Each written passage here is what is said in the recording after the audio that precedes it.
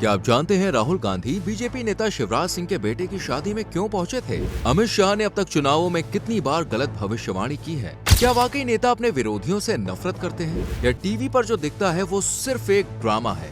और सबसे बड़ा सवाल, क्या हमारे नेता सच में जनता की सेवा करते हैं या सिर्फ भावनाओं का व्यापार? अगर आपके मन में भी कभी ये सवाल आए हैं तो ये वीडियो आपके लिए है, क्योंकि आज हम आपको दिखाएंगे वो राजनीतिक चेहरे जो चुनावी मंच पर कुछ और होते हैं और कैमरे के पीछे कुछ और। वीडियो को स्किप मत करना, क्योंकि आगे ऐसे खुलासे हैं जिन्हें जानना हर वोटर के लिए जरूरी है। नंबर 1, जीत पक्की है। हमने कई नेताओं को कहते हुए सुना है कि उनकी सरकार 200 सीट प्राप्त करेगी, 300 सीट प्राप्त करेगी, 400 सीट प्राप्त करेगी। अब की बार लेकिन क्या वास्तव में ऐसा होता है? सभी नेताओं की पहली कॉमन बात तो ये है कि चुनाव से पूर्व अपनी पार्टी की जीत की घोषणा कर देते हैं, चाहे पार्टी जीते या फिर ना जीते। देखिए दोस्तों, इन नेताओं को भी पता होता है कि चुनाव में कुछ कह नहीं सकते कि कौन जीतेगा और कौन हारेगा। तो सवाल उठता है कि ये लोग अपनी जीत की घोषणा क्यों कर देते हैं? उसका सिंपल सा रीजन है साइकोलॉजिकल वॉर। अपने कार्यकर्ताओं का मॉरल हाई रखने के चक्कर में और विरोधी पार्टियों के कार्यकर्ताओं का आत्मविश्वास कम करने के लिए ये मनोवैज्ञानिक तकनीक अपनाई जाती है। अपने देश में कार्यकर्ता होते हैं भोले भाले और नेता होते हैं बड़े शातिर। जहां कार्यकर्ता को आपने कहा कि हम जीत रहे हैं, उनके काम करने की ऊर्जा बढ़ जाती है। हालांकि कभी कभी कुछ नेताओं का आंकलन सही बैठ जाता है, जैसे प्रशांत किशोर ने 2021 के पश्चिम बंगाल विधानसभा चुनाव से पहले कहा था कि बीजेपी 100 का आंकड़ा क्रॉस नहीं करेगी।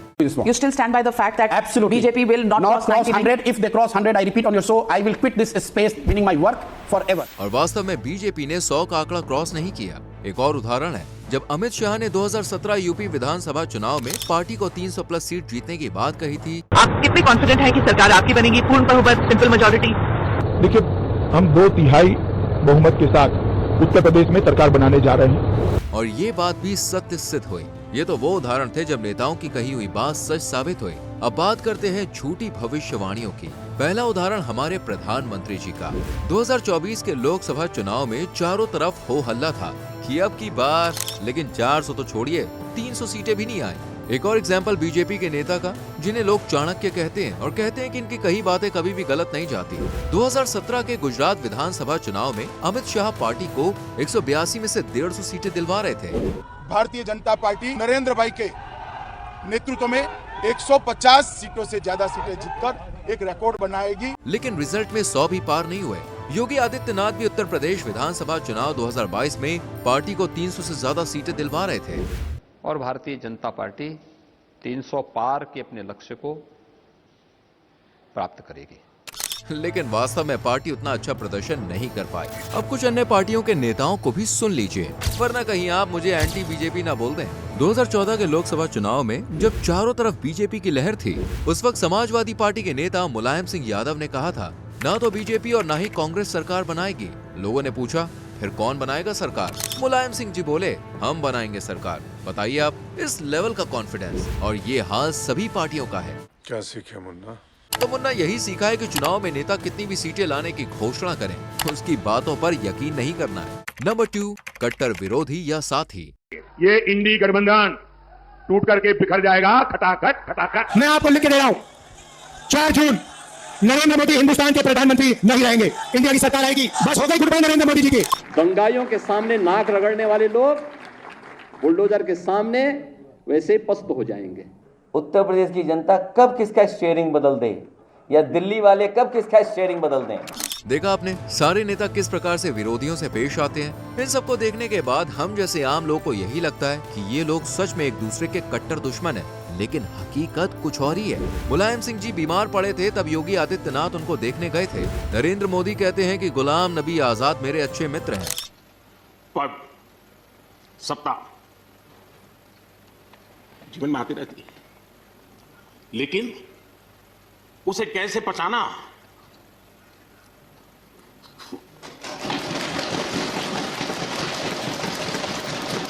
प्रणब मुखर्जी कांग्रेस के लीडर थे, लेकिन उन्हें भारत रत्न बीजेपी की सरकार ने दिया। अटल जी के कई विरोधी पार्टियों के नेताओं के साथ अच्छे संबंध थे।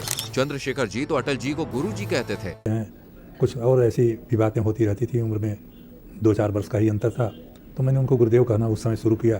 अभी कुछ दिन पहले मध्य प्रदेश के पूर्व मुख्यमंत्री शिवराज सिंह चौहान के पुत्र की वेडिंग रिसेप्शन में कौन पहुंचे, देखो। राजनीति में आपसी रिश्ते सभी नेताओं के बेहतर होते हैं, इसलिए जनता को इस कंफ्यूजन में कभी नहीं रहना चाहिए कि ये लोग आपस में जानी दुश्मन है। नंबर 3, नेता खुद के दीवाने। एक बार पॉलिटिकल स्ट्रेटेजिस्ट और आप नेता प्रशांत किशोर ने कहा था कि नेता को थोड़ा बहुत नार्सिसिस्ट यानी कि आत्ममुक्त होना चाहिए।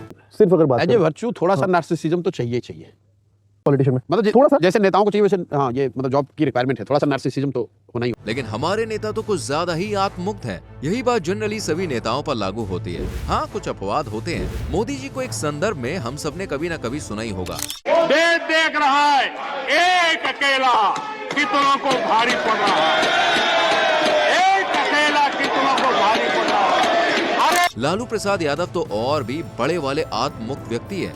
हम यदुवंशी में पिछड़ा घर में पैदा दिया, गरीबों को स्वर दिया, ताकत दिया, इनके चोरी को पकड़ लिया, रिजर्वेशन जो बैकवर्ड गरीब का खत्म करना चाहता है, इसको हम पकड़े हैं। तो वीडियो लंबा हो जाएगा, वरना और भी नेताओं के बारे में बताता, लेकिन अधिकतर बड़े नेताओं का बॉस यही हाल है। नंबर 4, भावनाओं की राजनीति। जनता को अपने भाषण से इमोशनल करना, ये एक कुशल वक्ता और नेता की खूबी मानी जाती है। जैसे लालू प्रसाद यादव ने एक बार माँ बेटे की भूख की पीड़ा जनता को बताई थी और जनता को लगा कि लालू यादव सच में उस पीड़ा को महसूस करते हैं। हमारी गरीब मैया जिसको भोजन नहीं है, जिसके थन में दूध नहीं है, गोद में बच्चा है, दूध के लिए बच्चा जब बिलखता है, तब भारत के गांव में मैया गरीब बेटिया बच्चा को इसे गोद में लेके चांद के तरह इशारा करके, चंदा मामा आरे आओ, पारे आओ, नदिया किनारे आओ, सोना के कटोरिया में दूध भात लेके आओ, अमुना के मुँह में घुटू अपना उठा डाल देती है। वही है। जैसे नरेंद्र मोदी गरीब की बात करते हैं, ये मोदी भी गरीबी से लड़ते लड़ते गरीबी के खिलाफ ही बागी हो गया है। मेरी एक ही जाति है और मेरी जाति है गरीबी। राजस्थान के एक युवा नेता हैं रविंद्र सिंह भाटी। वो भी जनता से भावनात्मक लगाव के चलते ऐसी बातें कहते हैं। हूँ तमाम मारा ग्राम वासियों कहना चाहूँ, हमें हर घर तक पानी पुगाने की जिम्मेदारी थारा भाई रविंद्र ही है। ए पुगा है थारो दीकरो रविंद्र पुगा है, थाना मोला कोनी पड़न दिया, ए वादो और वचन आपना दीर। नंबर 5, जनता के लिए सच में। जनता से भावनात्मक बातें व्यक्ति तभी कर सकता है जब उसने स्वयं ने ऐसी परिस्थितियां झेली हो जो बिल्कुल ग्राउंड से उठकर बड़ा बना है। और जितना हम नेताओं को गाली देते हैं उतने के वो हकदार नहीं है। कई नेता सच में अच्छा काम करते हैं, वो राजनीति में सेवा के लिए ही आते हैं। कुछ राजनीति करते करते समय के साथ बिगड़ जाते हैं, पर शुरुआत में सभी नेता सेवा करने के लिए ही आते हैं। कुछ मार्ग से भटक जाते हैं और कुछ अपने मूल्यों को नहीं छोड़ते हैं। ऐसे कई नेता हैं जो सभी पार्टियों में हैं, जिनसे शायद हम परिचित नहीं हैं, लेकिन हैं। दुनिया में अच्छे लोग अभी कम नहीं हुए और ना कभी होंगे। तो दोस्तों, अगली बार जब कोई नेता 400 सीटों का दावा करे या किसी को देशद्रोही कहे तो थोड़ा रुकिए, सोचिए, समझिए, क्योंकि ये राजनीति है। नेता आते हैं, जाते हैं, लेकिन जनता हमेशा रहती है। अगर आपको वीडियो पसंद आई हो तो लाइक और शेयर करके चैनल को सब्सक्राइब करके बेल आइकॉन प्रेस करें, जिससे आने वाली वीडियोस मिस ना हो। मिलते हैं अगली वीडियो में। जय हिंद।